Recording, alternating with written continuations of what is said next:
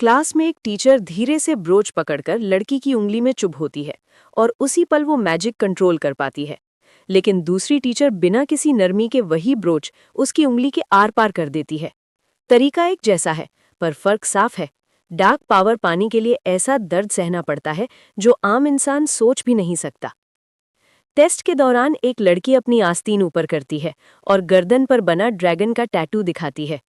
Teacher की उत्साहित नजर के सामने उसकी त्वचा से छोटा सा काला ड्रैगन बाहर निकल आता है। यही है उस मशहूर कहानी की दुनिया, एक जादुई एकेडमी जहां स्टूडेंट्स दो हिस्सों में बटे हैं, गुड स्कूल और ईविल स्कूल।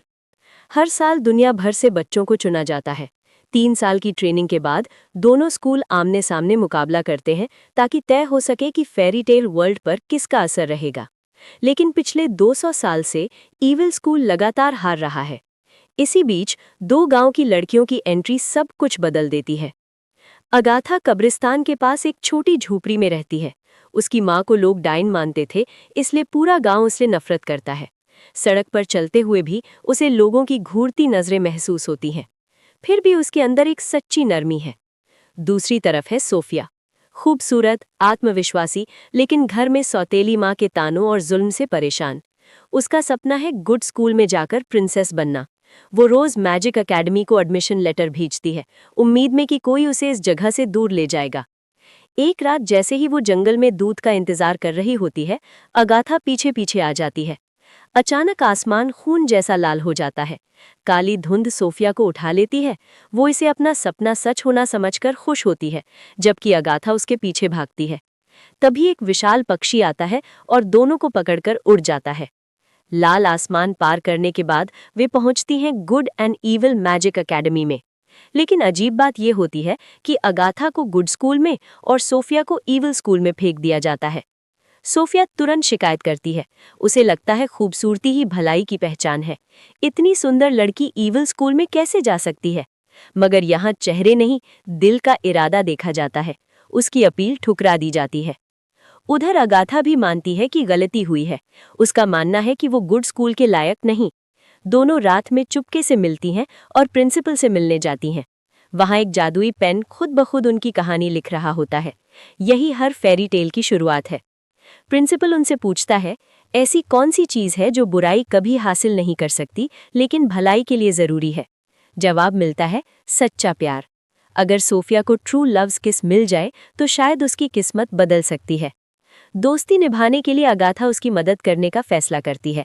अगले दिन से वो सोफिया के लिए सही प्रिंस ढूंढने लगती है। लेकिन सोफिया की नज़र गुड स्कूल के एक राजकुमार पर टिक जाती है और वो चाहती है कि अगाथा उसकी लव स्टोरी सेट कर दे। दिल से उलझी होने के बावजूद अगाथा मान जाती है, मगर हालात बिगड़ जाते हैं। ईविल स्कूल की लड़कियां नाराज हो जाती हैं। एक क्लास में जहां टैलेंट जगाने की ट्रेनिंग चल रही होती है, एक लड़की ड्रैगन बुलाकर सोफिया पर हमला कर देती है। जब सोफिया खतरे में होती है, तभी अचानक मधुमक्खियों का झुंड खिड़की तोड़कर अंदर घुस जाता है और ड्रैगन को दीवार पर जड़ देता है। फिर वे मधुमक्खियां एक इंसानी रूप ले लेती हैं। टीचर घबरा जाती है। वो कोई और नहीं बल्कि प्रिंसिपल का भाई है, ईविल स्कूल का असली संस्थापक। हजारों साल पहले दोनों भाइयों के बीच गुड और ईविल की बराबरी को लेकर संघर्ष हुआ था और तभी से ईविल स्कूल जीत नहीं पाया। उधर गुड स्कूल में भी अगाथा को एक राज पता चलता है। एक क्लास में स्टूडेंट्स को पानी में हाथ डालकर अपनी ख्वाहिश मांगनी होती है। बाकी सब अपने परिवार या सपने देखते हैं, लेकिन अगाथा सिर्फ यही चाहती है कि वो और सोफिया घर लौट जाएं। अचानक पानी में तैरती मछलियां एक आकृति बनाने लगती हैं। सच सामने आता है, हर स्टूडेंट का यहाँ एक तय इम्तिहान है और जो 3 बार फेल हो जाए वो रहस्यमयी तरीके से हमेशा के लिए गायब हो जाता है। सामने खड़ी छोटी बच्ची 100 साल से फेल हो रही थी। अगाथा की ख्वाहिश ने ही उसे गायब होने से बचा लिया। तभी एक विशाल पक्षी वहां आ गिरता है।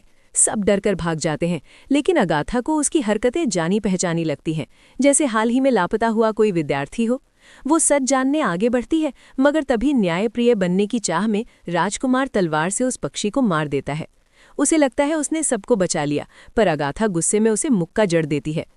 अगाथा का भरोसा टूट चुका था। क्या यही भलाई है? जो अलग हो उसे मिटा दो। टीचर समझाने की कोशिश करते हैं। उन्हें लगता है अगाथा अब तक की सबसे सच्ची गुड स्कूल प्रिंसेस है, लेकिन वो सुनने को तैयार नहीं। वो सोफिया को सच बताने कैंटीन पहुंचती है, मगर उससे पहले ही गार्ड उसे पकड़कर ईविल स्कूल की कालकोठरी में डाल देते हैं। अंदर क्या हुआ कोई नहीं जानता। बाहर आने पर सोफिया बदल चुकी होती है।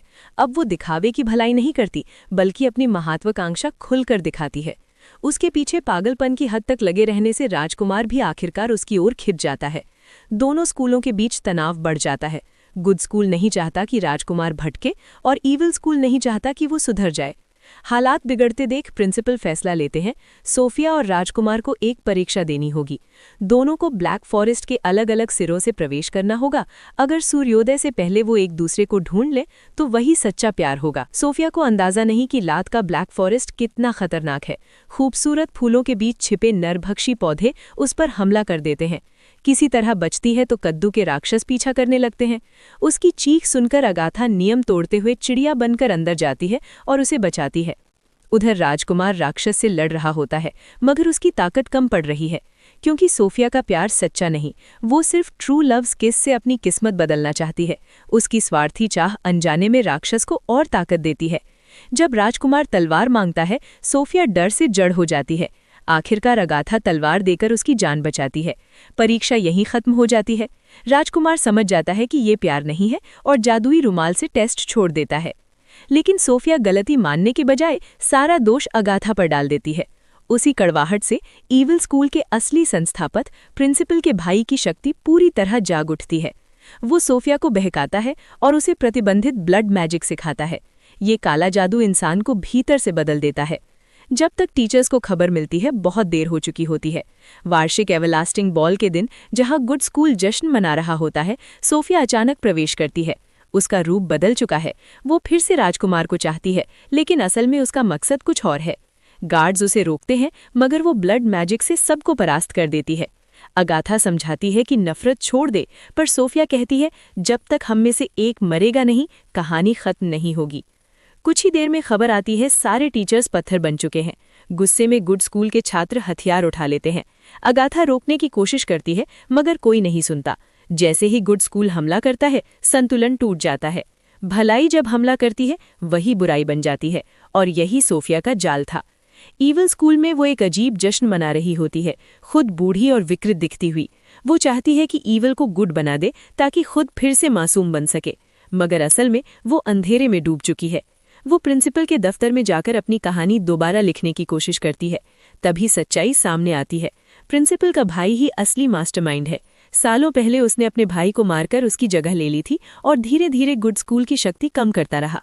अब वो दोनों ताकतों पर राज करना चाहता है, और इसके लिए उसे ट्रू लव्स किस चाहिए। सोफिया बिना सोचे अपना पहला चुंबन दे देती है। अगले ही पल अकेडमी ढहने लगती है। उसे एहसास होता है कि वो इस्तेमाल हुई है। तभी अगाथा पहुंचती है। आखिरी पल में भी वो अपनी दोस्त को बचाना चाहती है। भाई जादुई कलम से हमला करता है, लेकिन सोफिया खुद आगे आकर वार सह लेती है। उसकी मौत के साथ ही झूठा जादू टूट जाता है। महल फिर से बन जाता है। पत्थर बने लोग जीवित हो उठते हैं। तभी राजकुमार हमला करने आता है, मगर असफल रहता है। मौका देखकर अगाथा जादुई तलवार से खलनायक को खत्म कर देती है। सब शांत हो जाता है। अगाथा सोफिया के निर्जीव शरीर को पकड़कर रोती है। उसके आंसू गिरते ही चमत्कार होता है। सच्ची दोस्ती की ताकत से कहानी दोबारा लिखी जाती है। सोफिया लौट आती है। आखिरकार दोनों स्कूल एक हो जाते हैं।